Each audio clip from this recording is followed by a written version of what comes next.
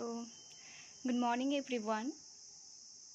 তো আমি আজকে আলোচনা করতে যাচ্ছি একটা খুব গুরুত্বপূর্ণ টপিক, যেটা আমি দেখছি অনেকজন সমস্যায় পড়ছেন। তো এই যে আমাদের 4 ইয়ার্স গ্র্যাজুয়েশনস 2020 এনইপি সিস্টেমে যেটা করেছেন, সেটা আগে যেটা ছিল 3 বছর সেটাকে 4 বছর করা হয়েছে।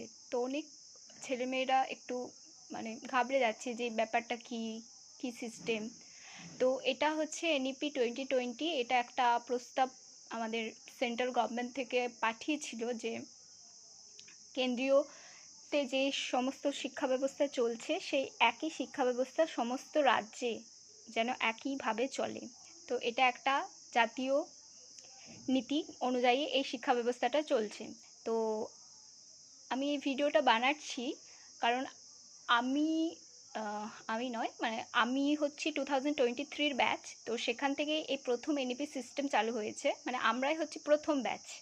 তো ব্যাপারটা কি, কেন, আমরা অনেক প্রবলেম ফেস করেছি।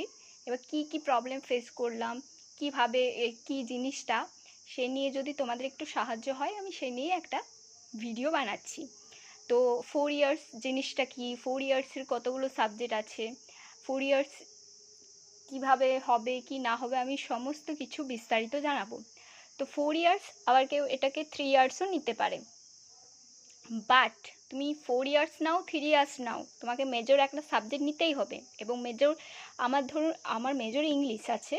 ইংলিশ আছে বলতে আমার এখন সেমিস্টার 6 চলছে, তো আমার ইংলিশ আছে। তো এই ইংলিশটা হচ্ছে আমার মেজর।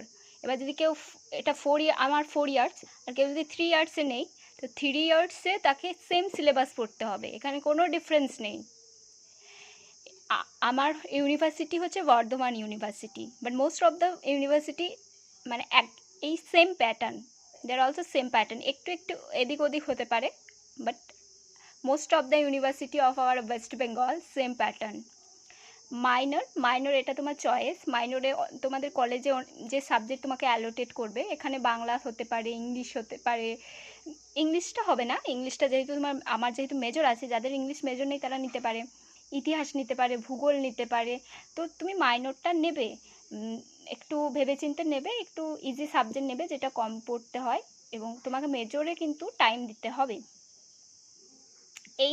এইসিটা বেশিরভাগ স্কুলেই থাকে, মিল্ক বাংলা বলে, বাংলা তোমার সেকেন্ড ল্যাঙ্গুয়েজ এটা, সেটা। আর এসএস স্কিল এনহ্যান্সমেন্টস কোর্স যেটা তোমাকে পড়তে হবে, সেটা হচ্ছে তোমার যদি মেজর যদি হিস্ট্রি থাকে, তোমার এসএসসিটাও হিস্ট্রি হবে। আমার যেহেতু ইংলিশ ছিল, আমার এসএসসিটাও English, according to your major এসএসসিটাও সেম হবে। এমডিসিটা এনভায়রনমেন্টাল সায়েন্স, আর ভিওসিটা মোস্ট অফ দ্য স্কুলে এনভায়রনমেন্টাল সায়েন্স। তো এটাই হচ্ছে ব্যাপার। এই 6টা পেপার তোমাদেরকে সেমিস্টার 1-এ পড়তে হবে, এবং এটা সেমিস্টার 1। আবার সেমিস্টার 2-এ তোমাদেরকে একটু চেঞ্জেস হবে। তোমরা যদি আরও চাও যে প্রত্যেকটা সেমিস্টার, প্রায় 8টা সেমিস্টার আছে, 8টা সেমিস্টার নিয়েই যদি তোমরা জানতে চাও, তাহলে আমাকে কমেন্ট করবে, আমি জানাবো।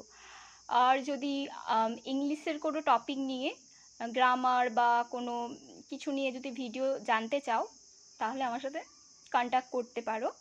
আর এছাড়াও আমি ইংলিশ পড়াই, যে অফলাইন অনলাইন বোথ দুটো ব্যাচ পড়াই আমি। তো যদি কেউ পড়তে চাও তাহলেও আমাকে বলতে পারো। এবং শুধু পড়া নয়, তোমরা দেখতে পারো আমার ডেমো ক্লাস, তারপর যদি তোমাদের ইচ্ছা হয় তবেই তোমরা পড়তে ইচ্ছুক হলে পড়বে।